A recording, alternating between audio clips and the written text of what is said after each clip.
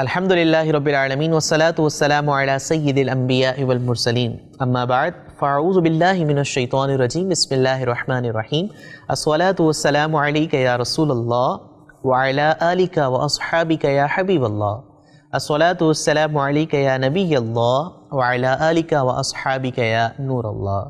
Dear viewers, once again we are very warm welcome to you in our program Prophetic Stories.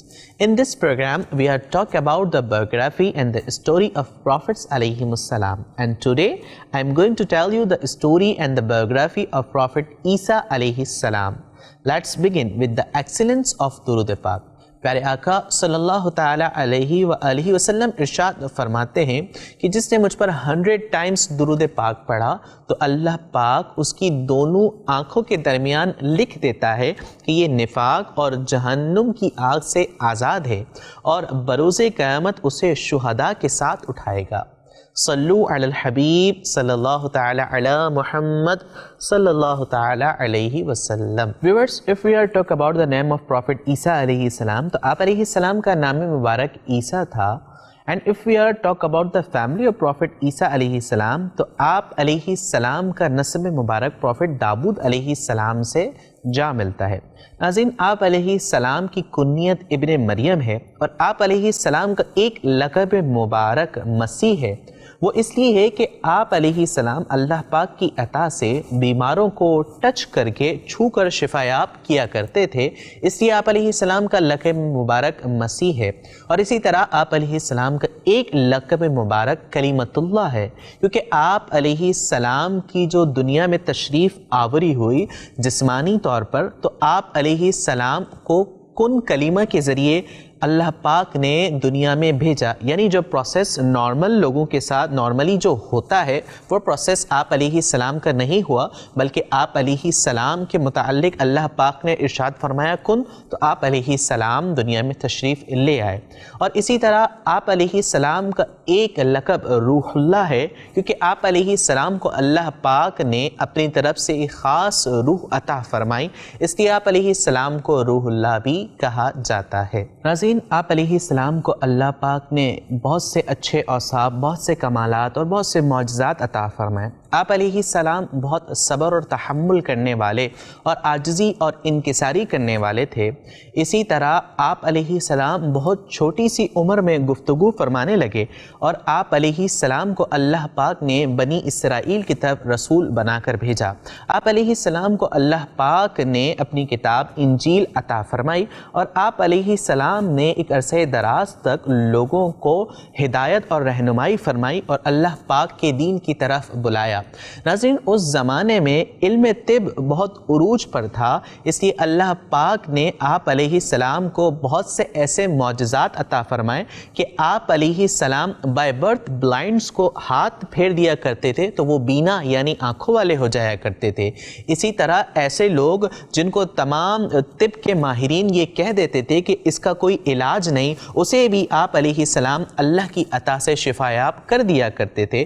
اور اسی طرح آپ علیہ السلام مٹی سے بنے ہوئے پرندوں کو اللہ کے حکم سے کہتے تھے کہ اڑنے لگ جا تو وہ اڑنے لگ جاتے تھے. ناظرین، اسی طرح اللہ پاک نے آپ علیہ السلام کو بہت سے معجزات عطا فرمائے اور آپ علیہ السلام نے اپنی قوم کو ان معجزات کو دلیل بنا کر یہ بتایا کہ میں اللہ کا رسول ہوں اور جو میں تمہیں حکم دیتا ہوں اسی کے مطابق عمل کرو اور تمام برے اعمال کو چھوڑ دو اور اللہ پاک کے دین کو فالو کرو. ناظرین، اسی طرح آپ علیہ السلام نصیحت بری اور حکیمانہ گفتگو بھی فرمایا کرتے تھے، جیسا کہ آپ علیہ السلام کا قول ہے کہ عمدہ لباس دل میں تکبر کا باعث بن سکتا ہے. اسی طرح آپ علیہ السلام فرماتے ہیں کہ اپنی نظر کی حفاظت کرو کہ فتنے کے لیے اس کا بہکنا ہی کافی ہے.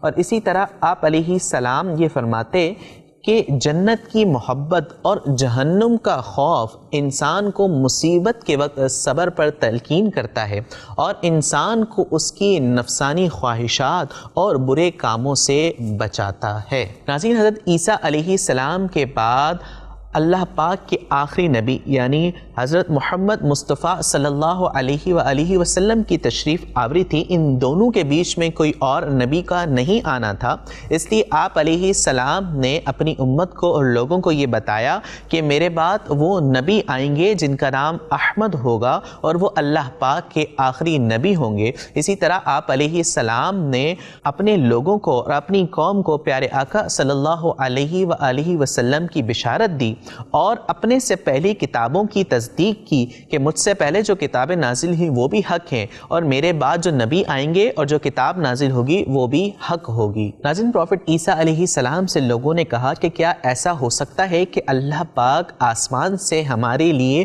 کھانا نازل کرے، ہمارے لیے دسترخوان اتارے؟ تو اللہ پاک نے فرشتوں کو بھیجا کہ جنہوں نے آپ علیہ السلام کو 7 مچھلیاں اور 7 روٹیاں دی۔ آپ علیہ السلام نے لوگوں کو وہ عطا کی اور کہا کہ اس سے کھاؤ اور خبردار اس میں کسی قسم کی کوئی خیانت نہیں کرنا اور نہ ہی اگلے دن کے لیے کچھ بچا کے رکھنا۔ ناظرین، لیکن لوگوں نے ایسا نہیں کیا بلکہ اس میں خیانت کی اور اگلے دن کے لیے بچا کے رکھ لیا۔ اللہ پاک نے ان لوگوں پر عذاب نازل فرمایا۔ رات کو جب وہ لوگ سو رہے تھے تو بہت سارے تھے اور جب صبح اٹھے تو ان میں سے چند لوگ بندر بن چکے تھے اور چند لوگ خنزیر بن چکے تھے۔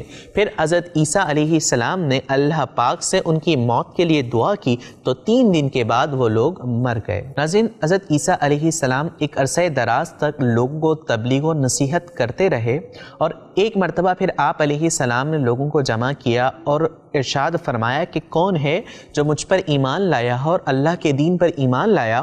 تو چند لوگوں نے آپ علیہ السلام پر ایمان لانے کا دعویٰ کیا اور آپ علیہ السلام کو کہا کہ آپ گواہ ہو جائیں کہ یقیناً ہم مسلمان ہیں، اور اس کے علاوہ باقی تمام لوگ جو ایمان نہیں لائے تھے وہ اپنے کفر پر جمے رہے۔ پھر ان لوگوں نے حضرت عیسیٰ علیہ السلام سے دشمنی کی وجہ سے آپ علیہ السلام کو قتل کرنے کا منصوبہ بنایا اور ایک شخص کو تیار کیا اس کام کے لیے کہ وہ شخص حضرت عیسیٰ علیہ السلام کے گھر میں جائے اور آپ علیہ السلام کو قتل کر دے۔ ناظرین، انہوں نے ایسا ہی کیا۔ اس منصوبے کے مطابق ایک شخص کو حضرت عیسیٰ علیہ السلام کے گھر میں بھیجا۔ آپ علیہ السلام اس وقت اپنے گھر میں موجود تھے۔ پھر وہ شخص حضرت عیسیٰ علیہ السلام کو قتل کرنے کے ارادے سے جب گھر میں آیا تو اللہ پاک نے حضرت جبرائیل علیہ السلام کو بھیجا اور حضرت عیسیٰ علیہ السلام کو آسمانوں پر بلا لیا، اور پھر یہ ہوا کہ وہ شخص جو قتل کرنے کے ارادے سے آیا تھا اللہ پاک نے اسے حضرت عیسیٰ علیہ السلام کا ہم شکل بنا دیا۔ ناظرین، بہت دیر گزر گئی، وہ جو لوگ باہر انتظار کر رہے تھے کہ جس شخص کو ہم نے بھیجا ہے وہ حضرت عیسیٰ علیہ السلام کا قتل کر کے واپس آئے گا۔ ناظرین، جب بہت دیر گزرنے کے بعد انہیں ایسی کوئی خبر موصول نہیں ہوئی تو وہ لوگ گھر میں داخل ہوئے اور انہوں نے دیکھا کہ وہ شخص جس کو انہوں نے قتل کرنے کے لیے بھیجا تھا وہ عیسیٰ علیہ السلام کی شکل میں ہے۔ یہ بات ان لوگوں کو نہیں پتہ تھی، وہ سمجھے کہ یہ حضرت عیسیٰ علیہ السلام ہے اور جسے ہم نے قتل کرنے کے لیے بھیجا ہے وہ یہاں سے چلا گیا ہے۔ تو یعنی ان لوگوں نے اس شخص کو جسے قتل کرنے کے لیے بھیجا تھا عیسیٰ علیہ السلام سمجھ کر اسے ہینگ کر دیا، اسے سولی پر چڑھا دیا۔